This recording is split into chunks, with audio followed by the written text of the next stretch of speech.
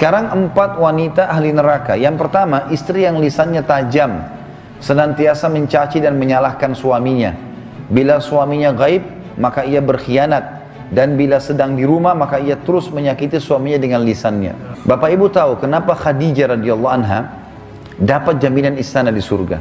Jadi pernah satu kali, Khadijah radhiyallahu anha saking cintanya dengan Nabi SAW dan taunya bagaimana taat dengan suami, sampai tidak pernah Khadijah radhiyallahu anha mendahului perkataan Nabi SAW. Tidak pernah. Nabi kalau sudah bicara baru Khadijah jawab. Tidak pernah Khadijah lebih dulu bertanya.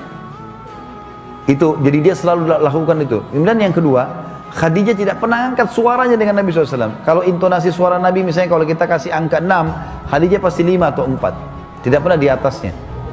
Dan saking pekanya sampai Khadijah bisa faham dari raut wajah Nabi dan dari bahasa tubuh beliau kalau beliau butuh makan atau butuh minum. Satu waktu pernah dalam hadis Bukhari, dan ini sebab dapat jaminan surga, pernah Nabi SAW lagi duduk bersama Khadijah, lalu Nabi SAW duduk dengan posisi Khadijah tahu kalau itu butuh makanan.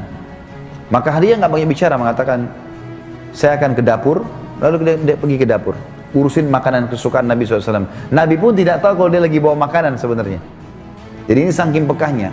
Begitu Khadijah lagi mau datang ke kamar, Jibril datang dari langit alaihissalam, dan Jibril berkata, hai Muhammad, sebentar lagi istrimu Khadijah akan datang, sampaikan salam Tuhannya.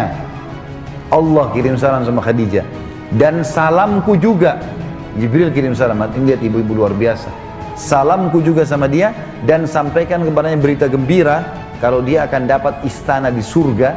Gara-gara apa? Pelayanannya sama suaminya nih. Istana surga yang terbuat dari mutiara dan tidak ada keributan di dalamnya. Kenapa tidak ada keributannya? Karena memang luar biasa. Khadijah pun tidak pernah buat ribut dalam rumah tangganya. Maka Allah berikan itu. Makanya ini poin penting harus digarisbawahi. Dan yang paling berbahaya memang dari perempuan, ibu-ibu hati-hati lisannya. Kontrol lisan. Karena kapan intonasi suara dan kalimat ini keluar kasar, ibu sedang hadapin suami. Laki-laki itu kalau digunakan kelembutan, dia akan menaungi. Ibu gunakan kekasaran, dia akan hadapi seperti hadapi laki-laki.